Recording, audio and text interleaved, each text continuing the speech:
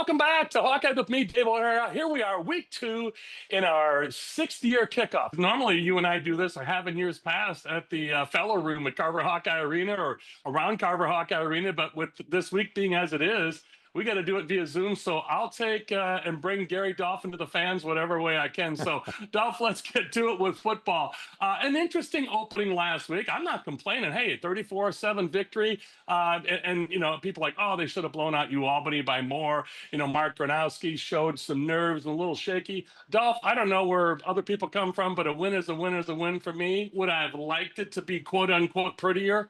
Sure, I guess. But as long as they can take care of business on Saturday in Ames, and Dolph, what a great place for Kirk Ferentz if he could get Woody Hayes' record for the all-time winningest coach in Big Ten history. How about they bring that trophy home and his record-setting victory from Ames? Would that work for you? It sure would. And, you know, Kirk is the last guy you want to ask about any records with Woody Hayes, especially if he's playing Iowa State. So I'll bring it up this week, but I'll stay away from the subject matter unless they do win and the Hawks win and get him that precious victory. I mean, that's quite a mountaintop, the all-time winningest coach in the history of the Big Ten. When you look at the top 5 and the names he's passed in the last 5 years, let's start with Hayden Fry, Amos Alonzo Stagg. Hell, he invented the game, or was partial inventor of the game. He's kind of like a Benjamin Franklin of football. And then you throw in Joe Paterno and Bo Schembechler, and now Woody Hayes. Kirk has a right to brag, but we know brag is nowhere in his vocabulary. He's for the moment, for the week, for the kids, for the team. So I don't expect a whole lot of chatter about that before the game or after the game. He wants to move on. He loves coaching. As he told me one time, look, I don't play golf. I don't play tennis. He said, I'll make you a wager. The minute I win a national championship, I'll take up the game of golf. He told me that 26 years ago. And so we're still waiting. And the Hawks have had great teams, great tradition before, current, and after Kirk leaves. And so that's who he is. He's a football coach. He just wants to take it day to day. He loves practice. He loves spring ball. He loves fall camp. And then he loves, obviously, game day. As for the game itself, or last week, you brought up Albany. You know, 34-7 is pretty convincing in my view, especially when you run for 300 yards, which gives you almost 15 more minutes in time of possession on the clock. That keeps that lethal Iowa defense rested and frothing at the mouth because they're upset when they're not on the field. And you saw that in total yardage for Albany, and obviously Iowa State's a different animal. Coach Campbell has got them off to a phenomenal start. Really impressive win against Kansas State on a neutral site in Ireland, and then to come right back the next week. Normally you have an open week after a trip overseas, but Cyclones were very impressive in a win over a really good South Dakota team from a great league. So, I mean, they're not, the Hawks aren't camouflaging anything. They understand what's in front of them Saturday morning at 11 o'clock over at Jack Trice. You know, it starts and ends with the quarterback on both teams. Rocco Becht is all Big 12. He's proven it. He threw for 280 something and 3 touchdowns in limited play last week. Mark Gronowski knows he has to play better, but it's not just him. The passing game in general has other guys at the other end who have to catch the football, who have to block.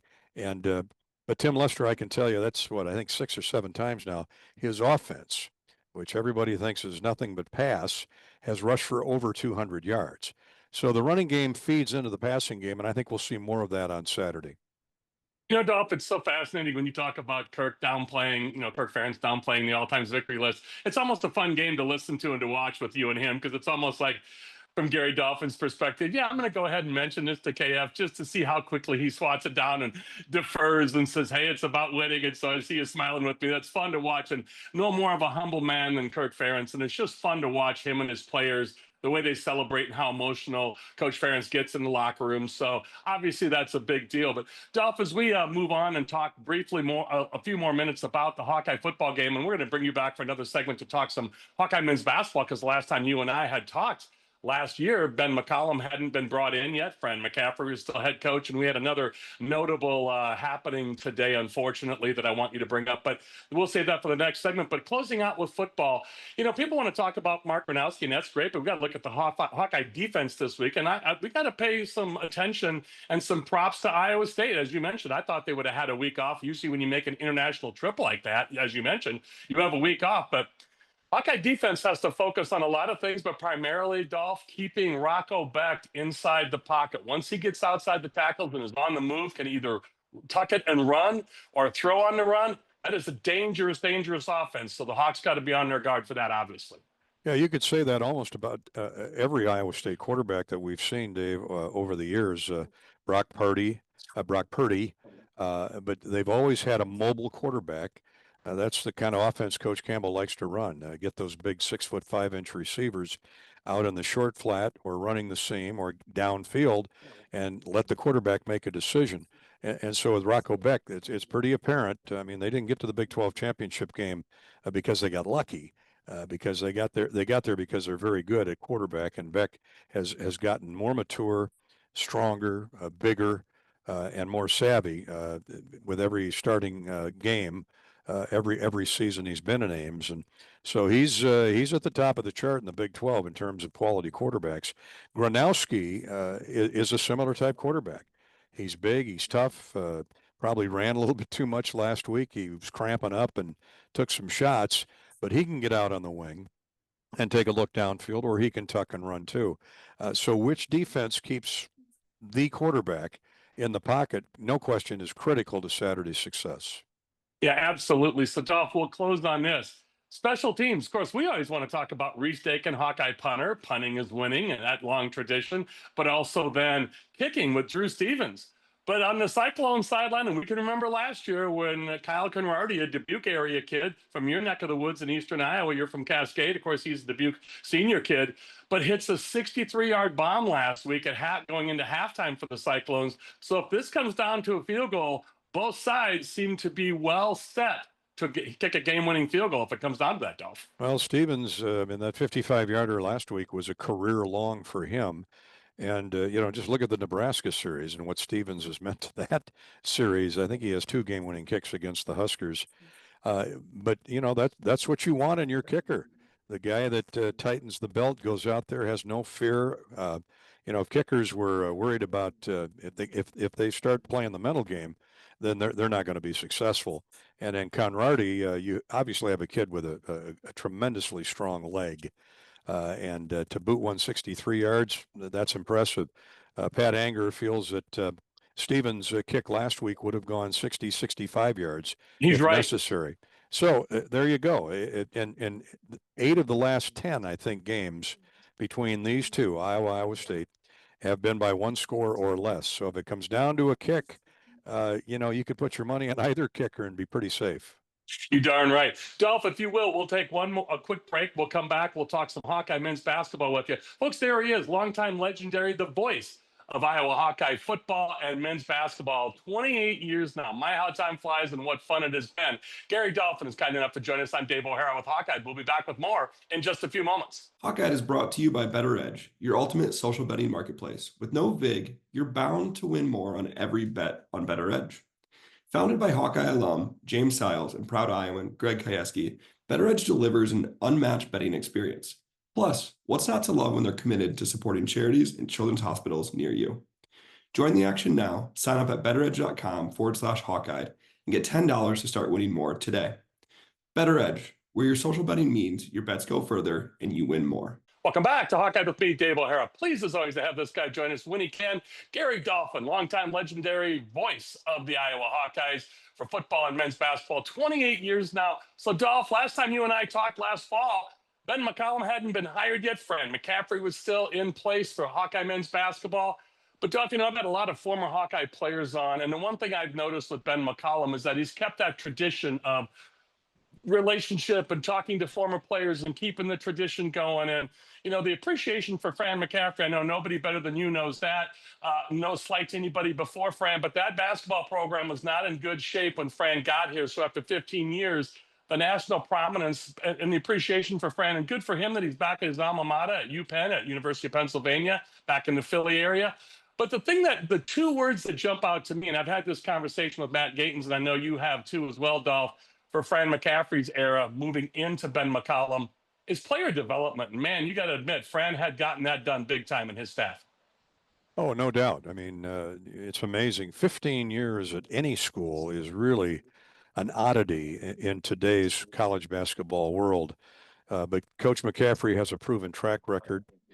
He had the Hawks in a handful of NCAA tournaments, a few NIT tournaments.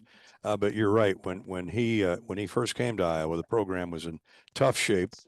Gary Barta brought him in, and Fran got it turned around relatively short period of time, like Kirk Ferentz did with football, restocked the shelves, and the Hawks were winning. I think I'm going from memory here, David. I'm thinking 5 consecutive top 5 finishes in the Big Ten standings, and that's a mouthful. Yeah, you want to get to the tournament every year, but to play winning, consistent basketball like Coach McCaffery did with that style was outstanding, especially in a league this difficult. Now he moves on to Penn, and here comes Coach McCollum, who is certainly not a polar opposite to the way Coach McCaffery plays, but had to be at Northwest Missouri State and then at Drake, where he won 31 games last year and got to the second round of the NCAA. I covered Bo Ryan back in the day when Bo was at UW Platteville from up in this part of the state, and I don't care if it's 4 Division III championships, 4 Division II championships. I've talked to enough coaches and players that you win 4 national anything, you're a hell of a coach. And we knew that about Ben McCollum before. Well, obviously, Beth Getz, who's been tracking Ben McCollum for years way beyond her time at Iowa. She was interested in Ben when she was at Ball State a few years ago, but got him this time. And he is defensive oriented, maybe not defensive oriented, but he is a big time proponent of getting your face defense. And why wouldn't he be? He grew up idolizing Chris Street, and nobody was the more complete package in the 90s than Chris Street when it came to rebounding, rebounding, scoring, and playing defense. He was at the point of Tom Davis. Think about this: 6'9" guy with probably a 7-8 foot wingspan, at the point of the man-to-man press, and they created helter-skelter for many opposing offenses. And so that was the kind of player that, or is the kind of player that Ben McCollum wants to get Iowa basketball back to. And he certainly has a shining example there. Ben grew up, he went to Tom Davis camp in Storm Lake every year. He grew up in Storm Lake, born in Iowa City. It just seems like it's a destiny fit. Amen. And all the former players I've talked to, they've already spoken to him a couple different times. You saw on social media for game 1 against UAlbany, Ben McCollum walking the aisles of the student section, letting people take selfies with him, and just a man of the people. And I've heard nothing but great things, and I know you're saying that as well. You know, Dolph, as we record this on Tuesday afternoon, September 2nd, my mom, Joanne, again, would have been 90 today, but Gary, it's so great to talk about Ed Podolak's birthday yesterday on Labor Day, September 1st. You educated me. Jim Zabel's heavenly birthday was also yesterday on September 1st. But then we've got a sad passing today to talk about in keeping with the Hawkeye basketball tradition here. Would you go ahead and update us on that, please, Dolph? Yeah, well, first off, Pody, of course, Jim passed away 10, 12 years ago. Jim Zabel, the legendary voice at WHO. Podolak and our spotter, Statman John Swisher, also born on September 1st. So we've got that date on the calendar covered. So happy birthday to all those guys in perpetuity, of course. George Raveling passed away on Tuesday, and I was not in radio at the time of George's coaching tenure. Actually, I was doing high school and small college games back in the early 80s, early to mid 80s, when George came to town from Washington State, as memory serves me correct. And the first thing I remember about George Raveling, by the way, he was 88 years old when he passed on Tuesday, lived a long, fruitful life. The first thing I remember about George Raveling is the sweatsuits.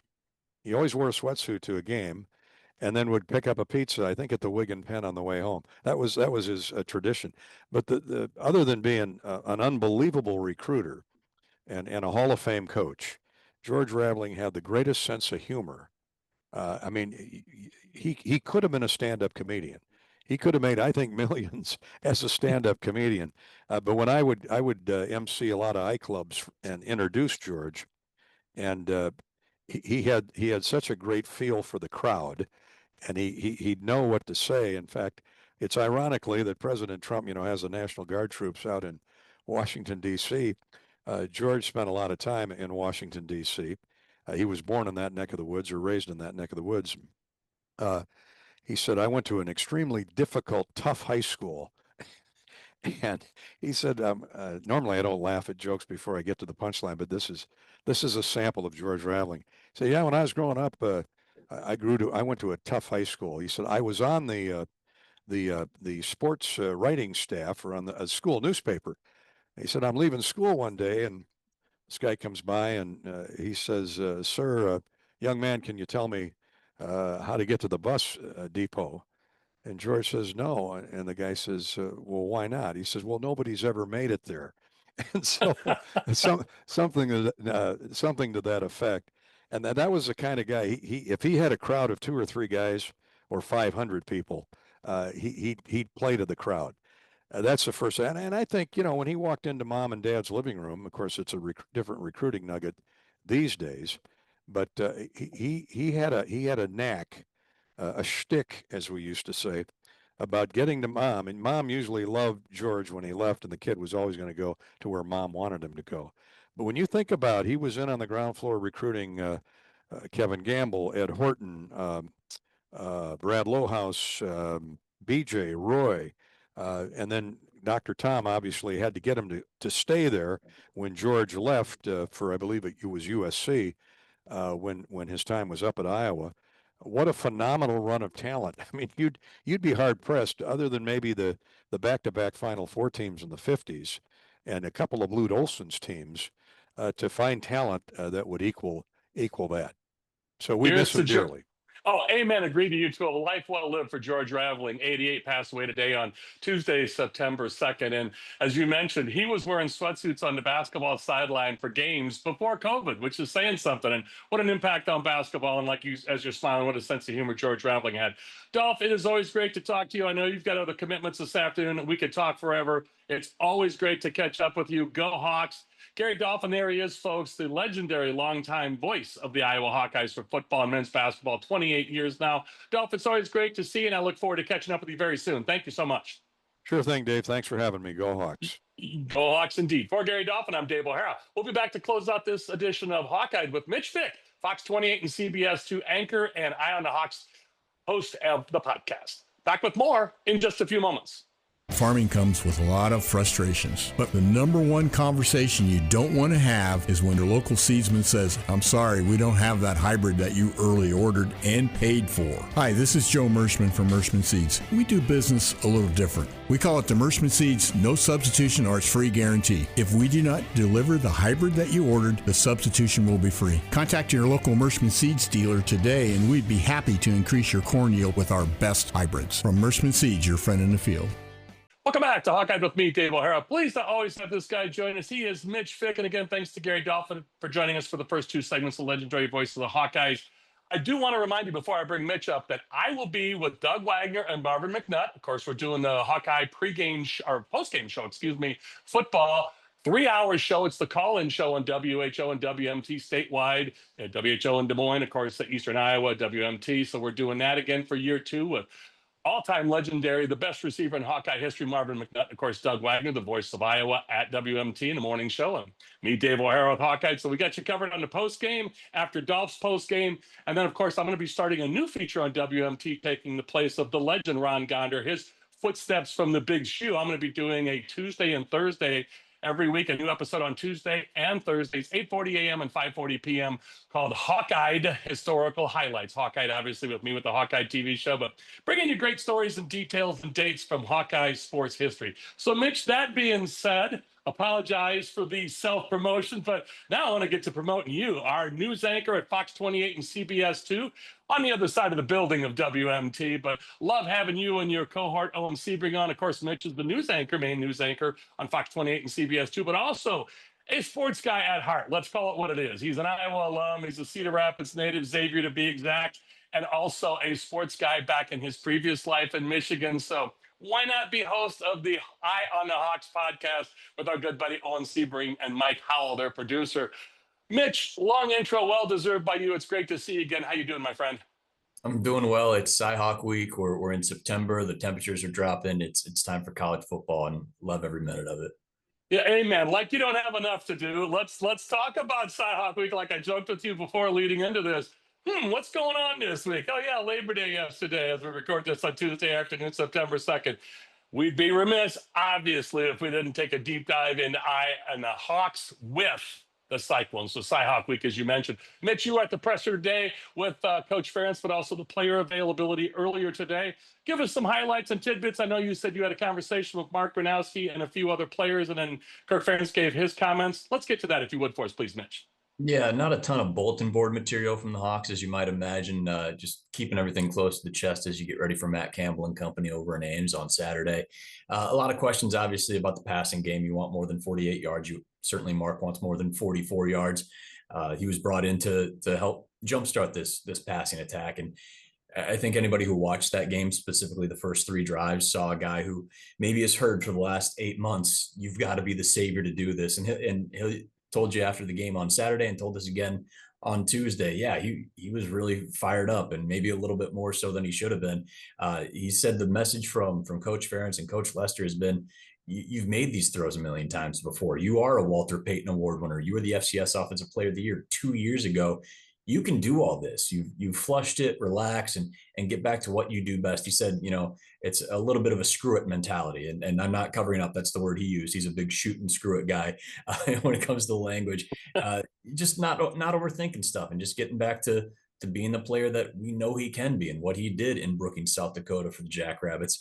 So that was the big takeaway just from talking to Mark, and everyone I think is expecting him to settle back in and be the player we saw the first 55 starts of his college career, not the guy who was a little too amped up to be walking into Kinnick, a guy who still got his 50th career win that ties him with Kellen Moore for the most, second most in NCAA history. He's only one behind now the late and incredibly great Cullen Finnerty from Grand Valley State, a school that I covered during my Michigan days, passed away about 10 years ago, but he was 51-4, I believe, as a starter for the Lakers, won 3 Division II titles. So that's next in line for Mark, and excited to see him, unless the wheels really fall off in Iowa City, him surpassing that record and being a guy who wins in the mid to late 50s, that number of wins. So the big takeaway from there was Mark. He's feeling fine about everything else. So is everybody else on the offense. Defensively, I think you feel pretty good about what you saw on Saturday, outside of one drive for the Great Danes out of Albany. 68 of their 177 total yards come on that one drive. They hit a 27-yarder, the one explosive play that Phil Parker's defense gave up Saturday, the 19-yarder that the receiver just makes a heck of a play on, scoops it off the turf. TJ Hall probably couldn't have played much better coverage. Same with Zach Lutmer making his first start at the cash position on that touchdown. He's right there. And, Albany just strung a couple plays together. Other than that, I thought the defense looked really, really strong. They come in as the 17th overall total defense in the country going into Cy-Hawk week. But again, they weren't telling us a whole lot. Zach Lutmer and a few others I talked to, including Mark Gronowski, just about the film study.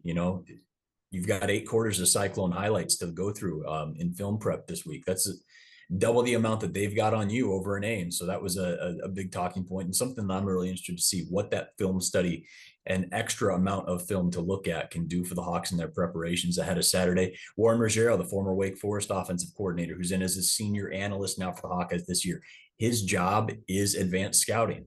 He's got more film to look at and cut up and give cuts to Gronowski and everybody else. So I think we're really going to see the Warren Ruggiero effect in its first iteration going into this weekend. He's had this time to scout. He's got 4 more quarters to look at than everybody else. What can that lead into the Hawkeyes game plan? And of course, you still got to go out and execute. But that's something I'm really interested in going into Saturday.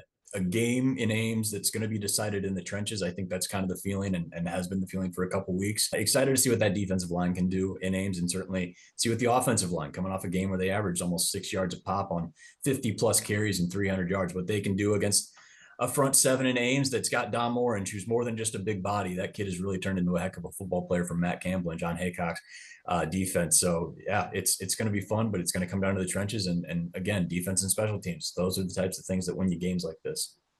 Mitch, it is always so great to talk to you and see you. And I look forward to catching up with you in the next couple of weeks. And go Hawks and Cy-Hawk week. And hopefully they can get it done. And We'll be back next week to talk about it, but you and I will talk in a couple of weeks, and I'm sure we'll have much more to discuss as the news constantly turns all day, every day. Folks, there he is, Mitch Fick. He is news anchor at Fox 28 and CBS 2, but also host of the fantastic Eye on the Hawks podcast with our good buddy Owen Sebring, who's on this show regularly, especially during basketball, but also their producer, Mike Howell. So, Mitch, it's always great to see you. I thank you so much and look forward to talking to you soon. Always a pleasure, David. Thank you. Truly my pleasure. For Mitch Fick, Gary Dolphin, and to you, the viewers, I'm Dave O'Hara with Hawkeye. Thanks also to my production partners at Better Edge and BetterEdge.com, Greg Kajewski and James Siles. That's all from us at Hawkeye. Thanks to all of you.